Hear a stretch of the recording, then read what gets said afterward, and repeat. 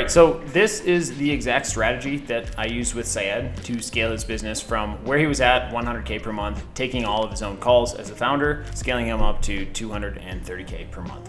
Now, first things first, I'll zoom in so you can see it a little bit better, but is to get situationally aware on what it is that's actually working in the business right now, what the sales process looks like, everything that's going on from A to Z, because if you just start trying to fix things without knowing what is exactly there, you might break other things. So the whole goal of this first week to 2 weeks of me working with Syed was just figure out what are the maximum points of leverage so that I could create a strategy. And so this strategy is probably the most important part. Like, it's vital to knowing which direction to go, so we're not trying to move an inch in every direction. Instead, we're moving in the correct direction towards where we want to go. So once we have the strategy built, now it's about implementing the strategy. So first things first, what I noticed with working with Syed was that the pre-call process was just not good. It was resulting in a lot of no-shows, and it wasn't building a lot of trust. So that's the first thing that we did, was improve some of the messages that went out. We also noticed that, hey, these contractors, they're way better at answering their phone than they are at going through email, just looking at open rates, right? So we improved the pre-call process to address specifically who it is we were marketing towards. And then I was getting myself into both setting the calls and then eventually into closing the calls, so I could see exactly what was going on within like the prospect's mind, what they were saying on these calls. So once I got in there, I had it perfectly set up and had a very solid process for setting the calls. So now after I moved into closing, I had a process that I could just train an inbound setter with. And so what this did was allow me to take more calls to get more time, so that way we could then start booking more demos and just crank the volume in general. From here, what we did is I placed somebody that I could vouch for, that I knew was going to be good, and trained him into this inbound appointment setter role. So the process that when I first started working with Syed, it was a very simple 2-call close process. We kept that process. It's very important that he had the 2-call close system in here. And then we added an additional sales rep here to master this process. And then after that started working well, we're getting more and more booked appointments. Plus, I had more time on the calendar for more appointments. So from here is where we went out and recruited. I went and hired and placed a outbound sales rep and trained him, got him ramped up. He needed a bit more work to get up to speed. He was a little bit greener per se,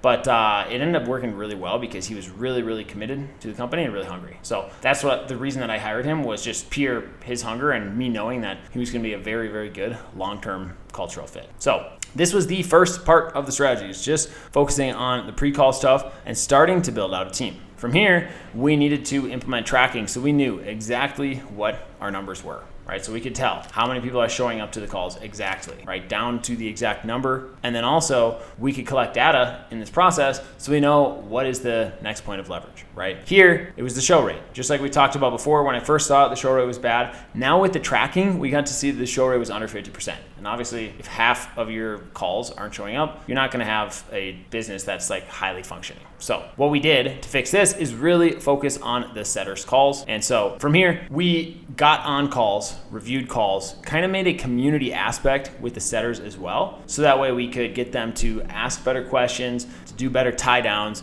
and to improve the show rate. And from here, the show rate did start to get better. And so once we resolved the constraint of the setters, now don't get me wrong, this was an ongoing process of continuously reviewing the calls. You'll see that over here later in the team building part. But once the setters were no longer the bottleneck, then the next thing that we chose to maximize was improving the close rate. At this point, I was closing between 40 and 45%, somewhere in there. So I brought in a coach to give an outside perspective to do some call review and help me see any blind spots. And this helped me increase my close rate by about 12%. And so it was very much worthwhile. Right now, all of a sudden, we're closing on average about 55%. And this just makes this offer way, way, way easier to convert on the back end, because we know everybody that we're giving offers to, at least 50% are going to be closing. So if I were just managing the team and not the closer in this position, then I would be doing these one-on-one call reviews with the closer. So you can see how, regardless of whether it was me in there or somebody else, there's going to be call reviews, ideally by an outside source,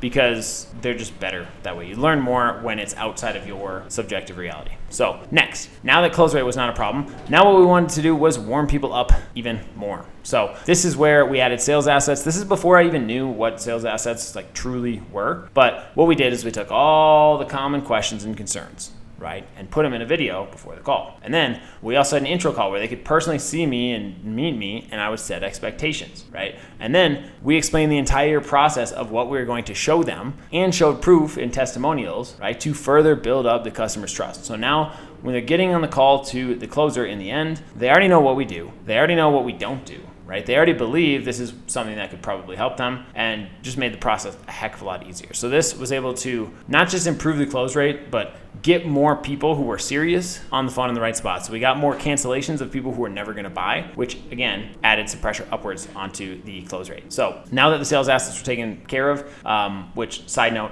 if I'd be doing this today for this company, I would have added a lot more sales assets because these things are becoming the most important thing in the market. So if you don't have sales assets before they're getting on the call with the closer, it makes the closer's job a lot harder. And instead, when we have the right assets in place, it can almost turn the sales call into just an onboarding call or an order taking process. So that's why those are so important now. Moving on, team building. This was the next thing, and this was where I invested heavily with the team, right? So we were really, even though we're most of the way through this flow chart, here is where we spent a bulk of the time, right? So team building, what that consisted of was having huddles with all the setters, with me, the closer, sometimes even with the business owner. So we could all get on the same page, so we could figure out exactly what the constraints were to move faster, as opposed to saving things for in a week or whatever the case is. This also gave the setters like a lot of daily feedback, which you'll see down here. Here, because setters churn, it's just how it works. You either need to pay your setters a lot, or the good ones are going to be looking for a better opportunity. So what I did was create a systemized hiring process for the setters. And so what this is going to do is bring in new sales talent at will in a system, so that way when somebody leaves, it doesn't kill the business. For example, this first setter that I hired and brought in back all the way here at the beginning, he was the outbound one. He left. He was the better one in the end, but it didn't kill the business. And the reason why was because we had a systemized process. So same thing, we want to create a systemized process for the closers.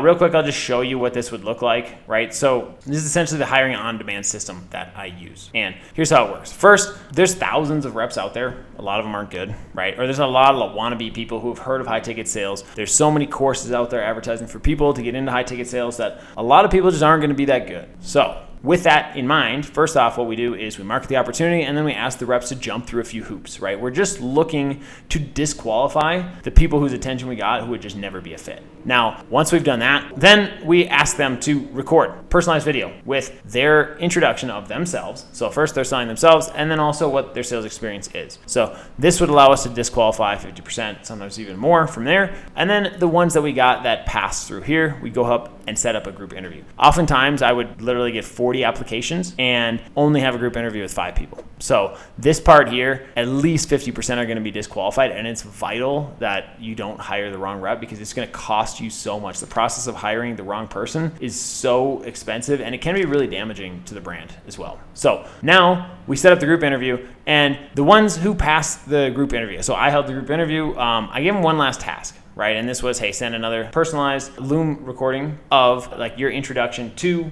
the CEO and then also why you want to get hired, right? So this was now the only part of the process that the CEO had to get in on was check out this final video, see who he liked, who he, said, hey, I think that they're going to be in alignment with our values, they're going to be a good fit. So once I get those yeses, from there, go ahead and book the one-on-ones to screen even further. And then this would be, booking a role play call, for example. This would be digging deeper into why they're interested in this role and how long they're actually going to be here. Because again, especially with setters, they typically churn unless they're getting paid 8K per month. So, but we either want to pay them more or understand that we need an evergreen system to continuously bring in talent. So from here, we went ahead and I always hire at least 2. Sometimes I hired 4 candidates and essentially gamified it. Made it so that way, hey, there's competition and letting people know, which you'll see here in just a second as I scroll back up, letting people know that we aren't going to keep everybody that we brought on. So this first phase, this first month is just a testing phase, right? So after we hire, we give the assets right away, right? The process to get them ramped up to KPI as soon as possible. So now we're back up here. I mentioned we're creating a systemized process. We got to cut the bottom 20%. There's just some people just aren't ever going to be it. And we can tell that within 30 days easily. So now, and most importantly, potentially is creating a path for the setters to move to closing, right? Because before, I invite you to remember that I said that setters churn if they can't get paid more or have an opportunity to move up. So we need to create an opportunity, a clear path to show them what the metrics are for how they can move from setter to closer, right? So that's the final part of the team building. Now, from here, the last thing that we added in was a follow-up system that was way more in depth than the current one we had. So of course, we already had a system. When I started with the business owner, he was using like a spreadsheet, and right. So instead of using a spreadsheet, we got it into the CRM in a way that we couldn't miss anybody. We were able to put reminders in there, and we knew exactly where each and every lead was. So this is the process A to Z on how we built out Syed's sales team, how we scaled it. So that way it didn't even rely on me. I was able to remove myself from the system. We had a closer who we had worked with and trained for a long time who moved into the closing role, and he was even able to ramp up and close about 39 or 40%. So this process took us about 6 to 8 months. And now that I know exactly what to do, it's a heck of a lot faster. And also I have a lot of these pieces already in place. So if this whole strategy from A to Z was interesting to you in how, first starting with getting aware of the situation and making the strategy. I tell people all the time, the strategy is the thing that not enough people realize is the most important thing. So after we got all this in place, this is what allowed us to scale his business. The only reason that we're not still working together is because I blew up the back end of his business. So if you were to decide to bring me on or talk to me about building a strategy to scale your business, make sure the fulfillment is on point, because the last thing that we want is for you to not be able to fulfill on, we're getting too many clients in, or we're breaking stuff on the back end with operations, with client success, with things like that. So that's the process in full, scaling Syed Askari's business. And if you have any questions, go ahead and just drop a comment below. Glad to have you watching this whole thing. If you are possibly looking for somebody to manage your sales team, and if you want to scale to get out of being a founder that's doing the sales and ultimately be able to have a sales team that's bringing in income on autopilot, then reach out to me, comment on this video, or send me a DM on Twitter. I'd be happy to help you out on that.